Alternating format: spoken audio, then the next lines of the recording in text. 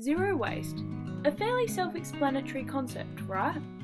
It's the universal goal shared by individuals, organisations, communities and entire companies in the hope of creating a sustainable, waste-free world. It is not only a goal for many, but also a lifestyle, and it involves the elimination of all general waste from the home or business through various methods. It may sound like an impossible task, but living a zero-waste lifestyle can also prove to be a personally rewarding experience, increasing self-sufficiency, financial savings, physical and mental health, as well as the assumed environmental benefits. Currently, humans operate on what is known as a linear waste economy. This means we produce, distribute, consume and then dispose of products. These waste products, such as plastics and organics, are then left to emit harmful gases and leachates, which are liquids drained from landfills that contain dissolved or suspended materials, including both inorganic and organic chemicals, which can then pollute the groundwater. Not only is this harmful to the environment and ourselves, but it is also not sustainable, as most products including plastic and glass are made using finite sources such as fossil fuels. This means that we need to work to not only reduce our waste, but also to reconsider or modify the packaging and other products produced to allow reuse or recycling, changing the linear waste economy to a circular one. To achieve this, action needs to be taken to hold the companies producing these materials responsible for their redesign, reuse and disposal. In the meantime, both individuals including bloggers Bea Johnson, Olga Kroll, Colleen Doyle, Lauren Singer and Jen Rustemeyer, as well as companies such as Thermo Fisher Scientific, have initiated taking responsibility for their own waste habits, working to contribute to this new idea of a circular economy by living zero-waste lifestyles. At first, embarking on a zero-waste journey can be challenging.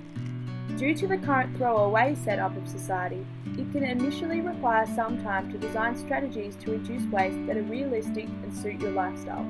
But it is achievable, at least to some extent, no matter your circumstances, and it can prove to be highly rewarding. As famous zero-waste blogger Bea Johnson highlights, zero waste can be achieved in 5 simple steps: refuse, reduce, reuse, recycle, rot, and only in that order.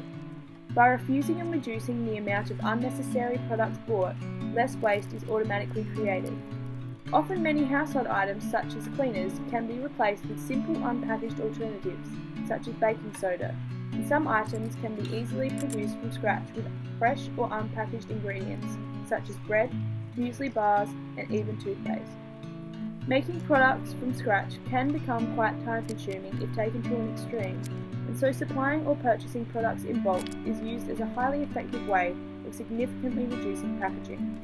Bulk bins and local farmers markets are great sources of unpackaged goods and simply require reusable containers and bags for transportation purposes.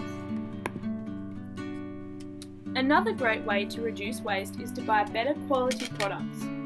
Better quality clothing, furniture and home appliances will often last longer than poorer quality products, hence reducing the waste produced as fewer replacements are likely to be required.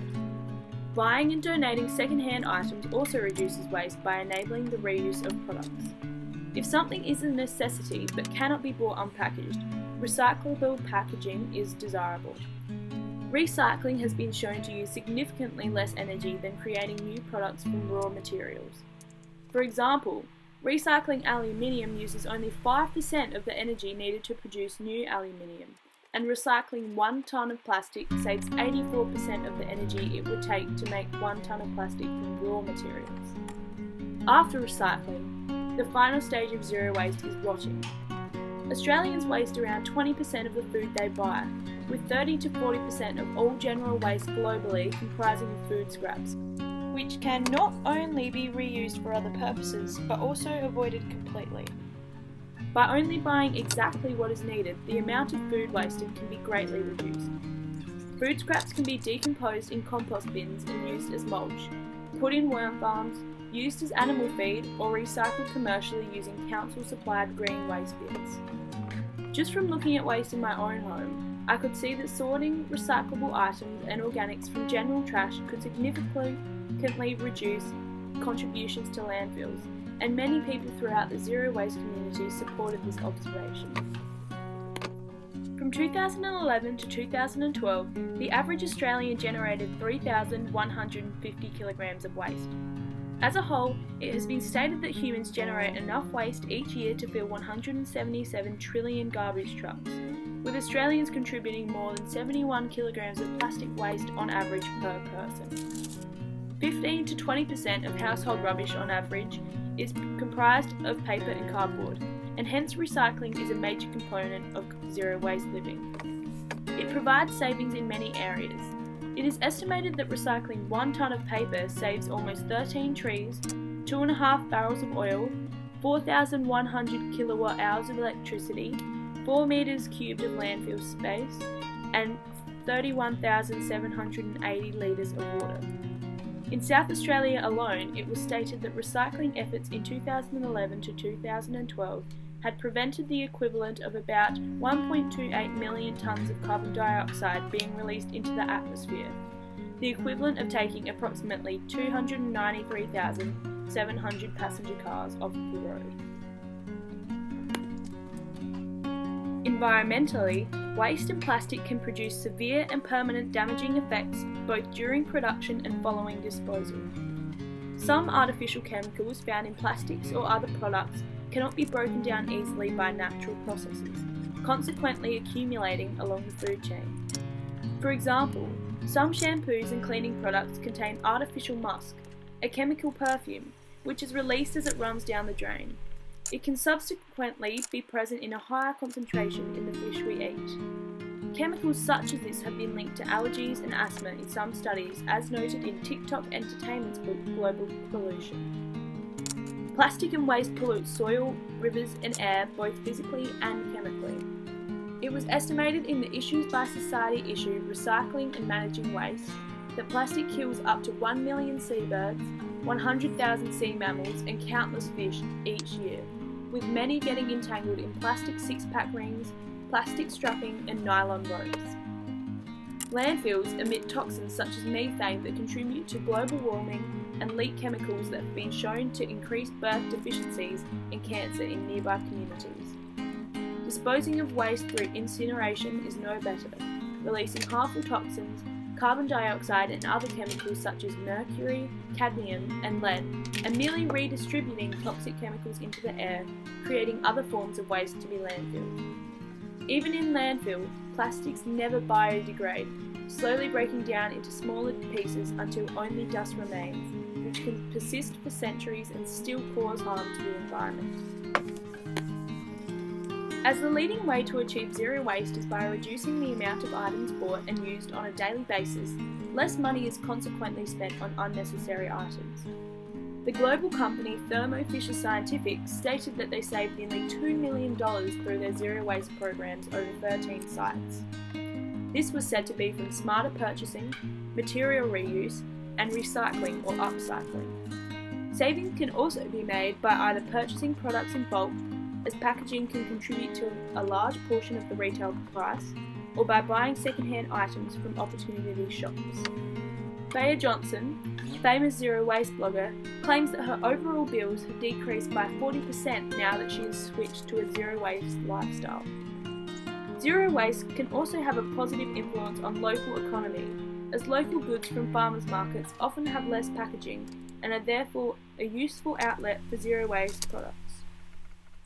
This in turn employs local people and conserves resources, as less fuel is consumed in the transportation of goods from elsewhere. In fact, the Institute for Local Self-Reliance stated that 3 times as much money stays in the local economy when you buy goods and services from locally owned businesses instead of large chain stores. So buying unpackaged goods not only helps the environment, but can also support your local economy. Zero waste has proved to be beneficial both mentally and physically. Many zero waste bloggers, including Lauren Singer, Colleen Doyle, Bea Johnson, Anne-Marie Bonneau, and Jen Rostermeyer, have stated that by adopting a zero waste lifestyle, their own lives have been greatly simplified. Reducing the focus on stuff and spending less time constantly shopping for various items created more time to spend with family and friends, as well as other fulfilling activities. It has been suggested that this consequently decreases stress, as it not only means that there is less clutter in the household, but the required forward planning also eliminates the last-minute rush to buy ingredients for meals. Self-sufficiency can be increased by learning to either make or grow items to reduce waste. Physical health is often improved as a byproduct of living zero waste, as it is much easier to buy healthy, fresh products that are package-free than it is to find unpackaged junk foods. Vegetables and fruit are some of the easiest foods to buy loose, whereas potato chips and other fatty or highly processed foods are more often than not wrapped in a large amount of packaging. This makes it easy to improve eating habits, as living zero waste forces you to turn away those unhealthy packaged products. When all of these factors are considered, there is substantial evidence that living a zero-waste lifestyle is beneficial on many levels. It's achievable by anyone to some extent, but when people combine to stand against over-packaging and excess waste, it can really make a difference. Take the town of Kapanari for example. A whole town was able to create a zero-waste environment by selling whole foods and establishing good waste practices such as reduction, reuse and recycling of materials. Whether it is for health reasons, financial gain, environmental reasons, economical benefits, or even just because it is more aesthetically pleasant, from what I have learned and observed, zero waste is definitely a worthwhile way to get more out of life by using less of its resources.